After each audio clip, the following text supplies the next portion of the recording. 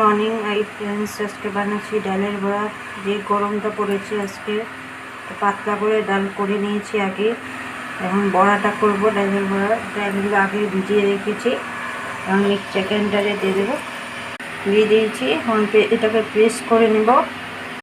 Paste করে নিয়ে এসেছি, এখন বড়াগুলো ভাজবো। বড়াগুলোতে পেঁয়াজ কেটে রেখেছি, কাঁচা লঙ্কা এখনও কাটিনি, কাটবো।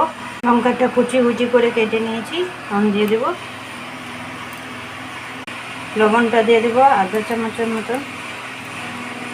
এখন এটাকে মেখে নেব সব কিছু। আপনারা চাইলে বেসন, চালের গুঁড়া দিতে পারেন, আমি দিইনি, আমার ভালো লাগে না দিতে, তাই আমি দিইনি। তো আপনারা দিতে পারবেন।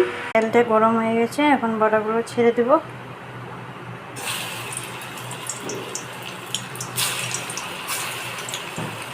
হয়ে গেছে ডালের বড়া।